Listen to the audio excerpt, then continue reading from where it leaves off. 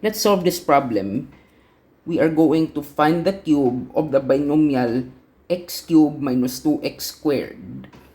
Let's get started with the solution. Below the cube of the binomial, there is a formula for the cube of the binomial. We can let x cubed equal to a, and we can let minus 2x squared equal to b. So we have a plus b. And a plus b all cube is the expression that is being underlined.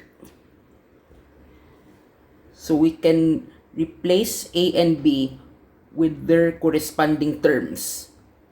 A cube is going to be x cube all raised to the third power. B cube is going to be minus 2x squared all raised to the third power.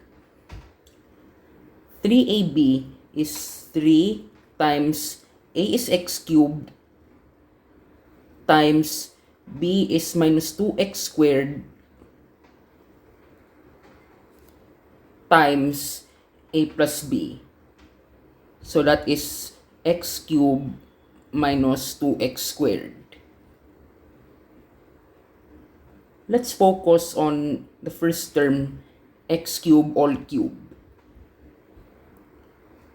We have an example of a power, which means that we are going to multiply the exponents.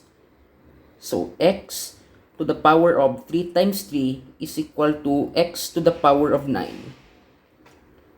Let's focus on the second term.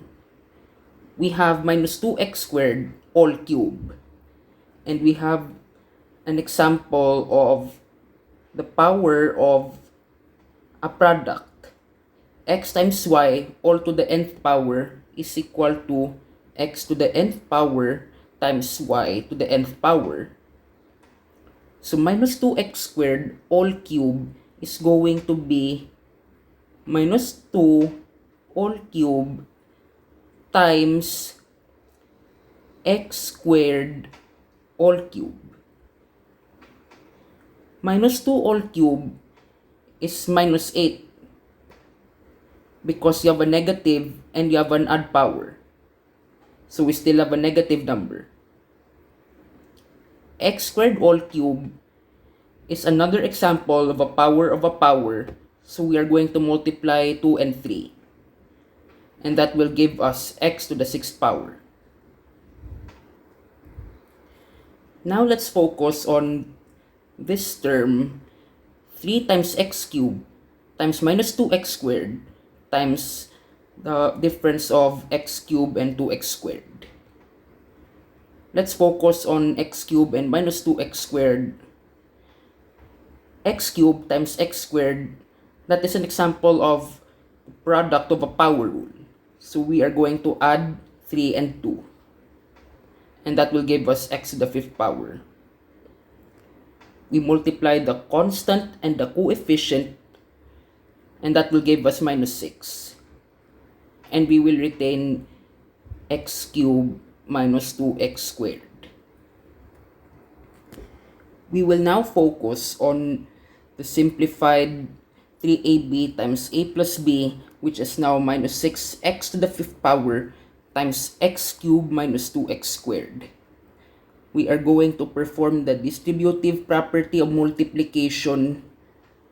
That means that we have minus 6x power 5 times x power 3, and that will give us minus 6 because our x cubed coefficient is 1. Then we apply product rule once again. So we add 5 and 3, and that will give us x to the 8th power. We are now going to multiply minus 6x to the 5th power with minus 2x squared. We multiply the coefficients and the signs, and that will give us positive 12. And we are going to multiply the exponents. As in, you add the powers. Because this is another example of the product of a power. x to the 5th times x squared will give us x to the 7th. And to make things more organized, we are going to sort these terms in descending order of powers. So we have x to the 9th power minus 6x to the 8th power plus 12x to the 7th power minus 8x to the 6th power. And that is going to be our final answer. Thank you for watching this video. Please don't forget to like this video, like and follow our Facebook page, and subscribe to our YouTube channel for more math content. If you have any concerns, please feel free to comment down below. Goodbye.